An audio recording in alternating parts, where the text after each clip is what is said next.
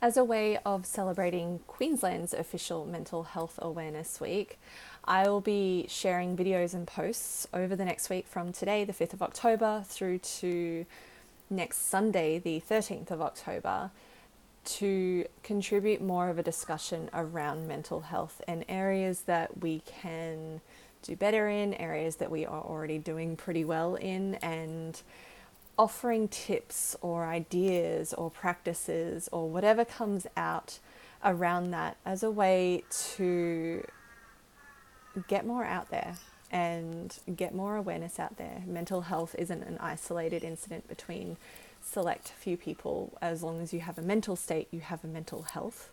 So really just to remove those barriers that can get in the way. So I'll be sharing things around mental health in the workplace in particular, and how, or hopefully a little bit more of how we can be doing more to support there, what is too much, what is too little, all of that.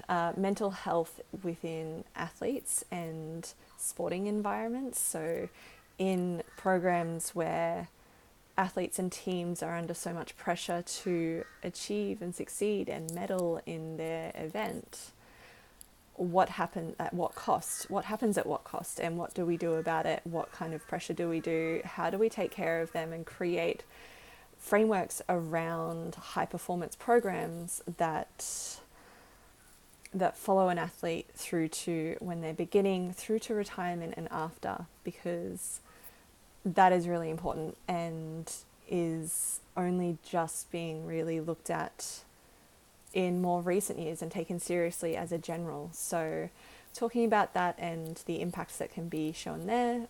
When we talk about mental health, there's also stigma. We're not really getting away from it at this point. So we'll be sharing about stigma and healthy association with mental health, your own mental health, and practices, mindful practices that can help and assist in taking care of you and filling up your cup and making sure that you feel safe to process, safe to work on whatever you are working on, and work on it with the people that you feel like can help you the most.